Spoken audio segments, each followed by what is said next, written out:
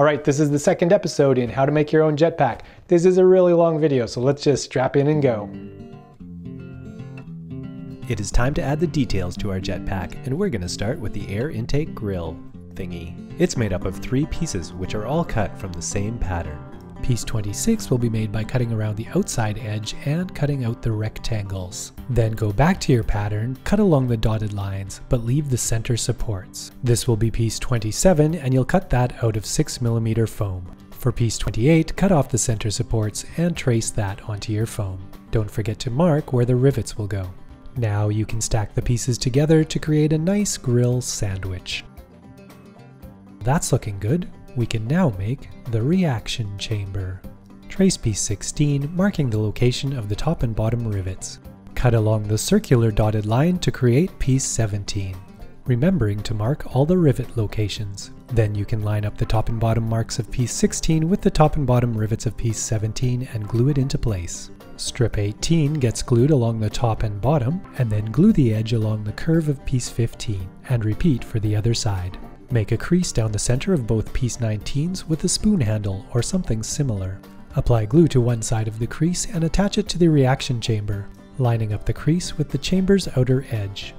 Find a tasty beverage that comes in a plastic bottle and empty it into your mouth. Then take the bottle downstairs and cut it up.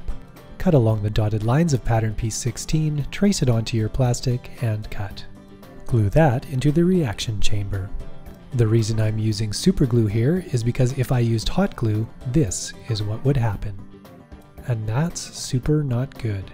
Grab some clear 100% silicone, squeeze a random amount into a small yogurt container, add 5 drops of food coloring, and mix it up like crazy. You can then glop it all over the clear plastic window and give it about an hour to cure. You can use a teacup and a water glass to hold in the sides so they don't bulge out. I think this would look really cool with a pulsing light behind it. Now trace piece 13 using the dotted lines in the cutout section. Then you can cut out the swirly bits. You really only need to cut them out on one side because you can flip the piece of paper over when you trace it. Don't forget those rivets. Cut out the swirly bits carefully with your knife and glue the 2 pieces together. Now let's cut out the fancy pants piece, because it's fancy. Cut everything except the quarter circle where number 7 is. Trace around the outside edge, flipping it over on the center line. Cut out the semicircle and the little tiny bit at the top that I forgot to mention earlier. Now you can trace that swirly piece, cut it out, and glue it on top of the plain piece. Time for some gauges. Trace and cut out 2 piece 32s marking the center. Then cut out along the dotted line and trace 2 rings. Glue those rings down onto some clear plastic and cut around them as close to the edge as possible.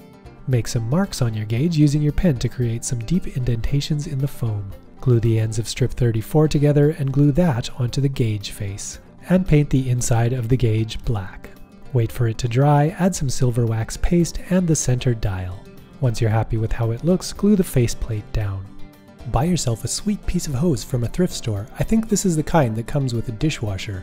It cost me 75 cents. Cut yourself 2 pieces about 1.5 centimeters long, glue them to the back, and paint them black. Grab your 10 piece number 9s and your 5 strip number 10s, and glue them together so they look a little bit like this. Now do the same thing with your 8 number 11s and 4 number 12s. Glue them together in an alternating stack into what I like to call the spine, because it looks like a spine. Now we're going to make piece 23, the mechanism, mark the center of the circle, and glue piece 24 onto the dot. Grab some of the rectangular pieces you had left over from cutting out the grill and glue them on evenly spaced. Mark the center on piece 20 and glue down pieces 21 and 22. Punch out a 12mm disc and glue it in the center. Then we'll use the scalpel to cut a notch in the middle to make it look like a screw head. Punch a 12mm hole in the center of one of your piece 29s and glue that piece onto another piece 29. Use your ballpoint pen to make a few indentations. Now for the stabilizer fins, which are piece 30, make sure to mark the fold lines when you are tracing them out, and then use a spoon handle or something similar to compress the foam along those lines. Use a hairdryer to heat up piece number 3, and then shape it into a dome using a small ball as a form. Once it's cooled, you can remove it from the ball and it should hold its shape. Glue these pieces over the holes in the ends of the jetpack cylinders. You'll find strips 37 and 38 in the center of the main jetpack body pattern. You can cut 4 of each of those. Strip 37 is going to overlap 3.5 centimeters onto the front of the jetpack. And the bottom edge of the bottom strip is going to line up with the point where the jetpack body starts to curve in. Once you get around to the back of the jetpack, cut the foam off at an angle so it doesn't interfere with the harness point. Make a mark 3 centimeters down from the corner where the body and cylinder meet, and line up the top of the top strip with that line. Glue Fancy Pants piece number 8 to the nozzle, starting by gluing it to the curved section which sticks out from the body. Then you can glue the bottom edge of Fancy Pants piece right along the seam where the jetpack body meets the nozzle.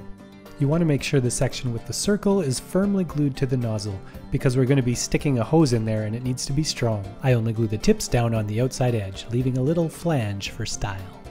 Glue strips 38 on the seams at each end of the cylinders, cutting off any excess. Let's glue the spine on, starting by gluing one end to Fancy Pants piece, and work your way up to the top, gluing as you go. I like to use piece 14 as a reference, just so I know that the top of the spine is going to be centered, and since it's already there, you might as well glue it down. Top the spine off with 1/4 of a 4.5 centimeter styrofoam ball. Take the other half of the styrofoam ball, piece 23 and the circle thing you made earlier, and glue them here. We'll paint this area black right now so we don't have to get super frustrated later. Trace the reaction chamber and paint that section black as well, before gluing the reaction chamber down.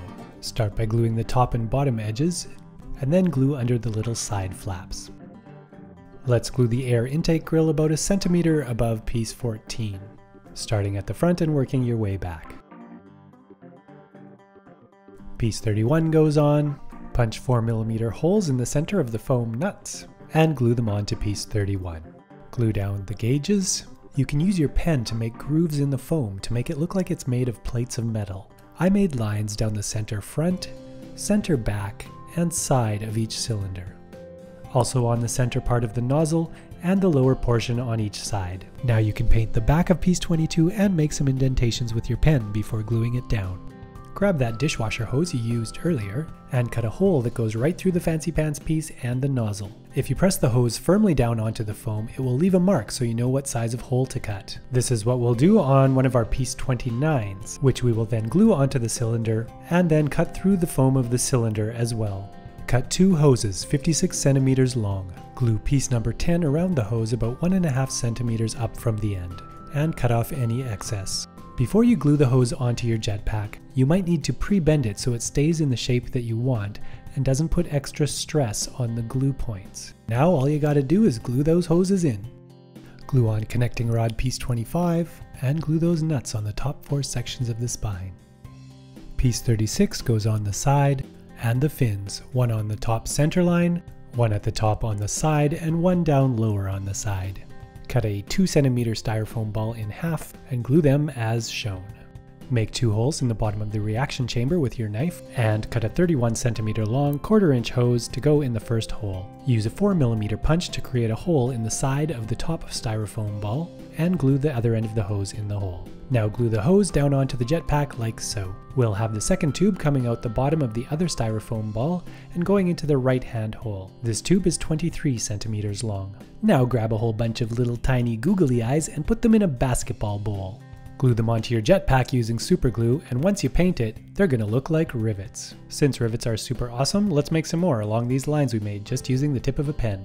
Cut out 32 9mm discs and cut a channel in them with your scalpel to make them look like screw heads. These will go on the ends of strip 37 as well as the stabilizer fins. With the fins, I found it was actually easier to cut the slot after it was glued on, so do what you like. Glue down a piece 29 and half a small styrofoam ball, add some more fake rivets all over the place. Glue down a piece 36 and a couple piece 35s to act as brackets holding the tubes in place. We'll glue piece 37 here for a bit of reinforcement, and now you can do what you've been waiting for. You can paint it black. Once the black paint is dry, you can color it however you would like. I'm using metallic wax pastes. There are still a couple more things to do, I just wanted to get most of it painted without extra tubes and stuff in the way. Take a small drill and drill 4 holes in piece 36, as well as the top of the small dome and the large dome. Grab yourself some weed trimmer wire and glue it from the top hole to the top of the small dome. You can use a small pair of pliers to bend it into shape. The next 2 wires are going to angle down towards the bottom. Once I know where they're going to end up, I add a couple small discs to glue into. And the last wire is going to go from the bottom hole to the center of the big dome.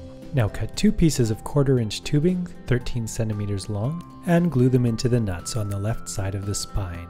Now we'll glue the other 4 pieces of tubing, starting from the bottom and working our way up the spine. The lengths of the tubes are 17.5, 19, 24, and 28 centimeters. You can now paint the new bits black and go to town with the metallic wax pastes.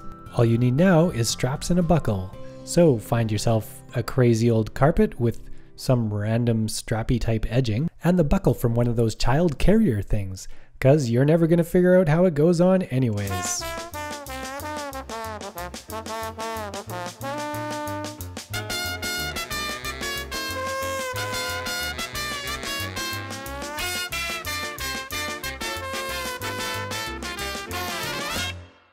Snip. Now all you gotta do is scrape a bit of paint off where the straps go, glue them on, and thread them through the strap slots. This is where the classic tool, the bent wire, works marvelously. Alright, now figure out how long the straps need to be for you, attach the buckle, and you are done. Okay, that was a big project. That took a long time. So, I'm not going to make this take any longer. You can click the link and buy the pattern, or you can click the other link and watch the outtakes, or you can just turn off your computer and go outside. Your choice, because it's your life. See ya.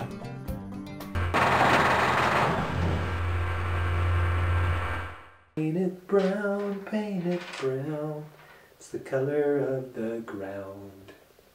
Oh, I love to hear the sound of a brush that's painting brown.